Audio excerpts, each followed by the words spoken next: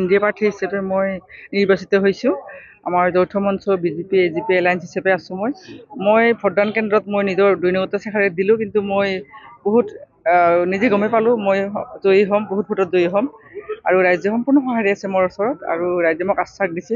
এইখিনি ভাবিছোঁ আৰু ভৱিষ্যতে মই ৰাইজৰ হৈ কাম কৰি যাম, এইখিনি মোৰ ক'বলগীয়া।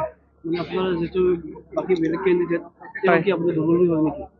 দুৰ্বল বুলি নাভাবোঁ, সকলো এটা নিজস্ব আছে, কিন্তু মই জয়টো নিশ্চিত, সেইটো মই ক'ব পাৰোঁ আৰু একদম দৃঢ় প্ৰতিজ্ঞা মোৰ পৰা, সেইটো মই জানো আৰু দুৰ্বল নহয়। তথাপিতো আমাৰ বিজেপি যে ভোট জয়ী হ'ব সেইটো মই জানো নিশ্চিত, মই মোৰ ফালৰ পৰা।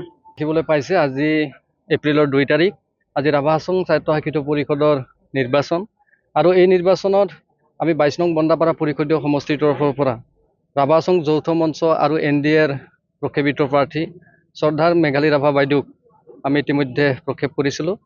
ইতিমধ্যে আমি ভোটকেন্দ্ৰসমূহত আমি ইতিমধ্যে গোটেই ৰাভা হাছং যৌথ মঞ্চ তথা NDA একত্ৰিতভাৱে আমি কেন্দ্ৰবিলাক চাই আছোঁ।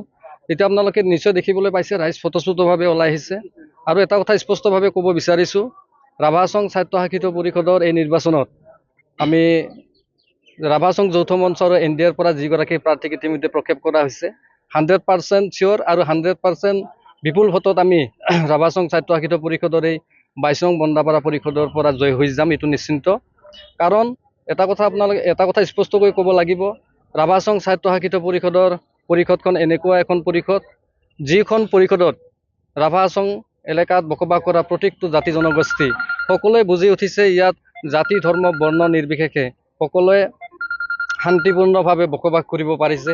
ৰাইজ বুজি উঠিছে আৰু ৰাইজ বুজি উঠিছে ইয়াত ৰাভা হাছং যৌথ মঞ্চ আৰু NDAৰ যিহেতু ৰাভা হাছং স্বায়ত্তশাসিত পৰিষদখন গঠন হ'বলৈ গৈ আছে, ৰাইজ ইতিমধ্যে বুজি পাইছে আৰু সেইকাৰণে 22 নং বন্দাপাৰা পৰিষদীয় সমষ্টিৰ যিগৰাকী প্ৰাৰ্থী ৰাভা হাছং যৌথ মঞ্চ আৰু NDAৰ প্ৰক্ষেপিত প্ৰাৰ্থী মেঘালী ৰাভা বাইদেউ বিপুল ভোটত জয়ী হৈ ৰাভা হাছং স্বায়ত্তশাসিত পৰিষদৰ কাউন্সিলখনত এখন সুন্দৰ আসন পাবলৈ গৈ আছে। যিকোনো খবৰৰ বাবে যোগাযোগ কৰক 7099017330 লগতে 7099017110 নম্বৰত।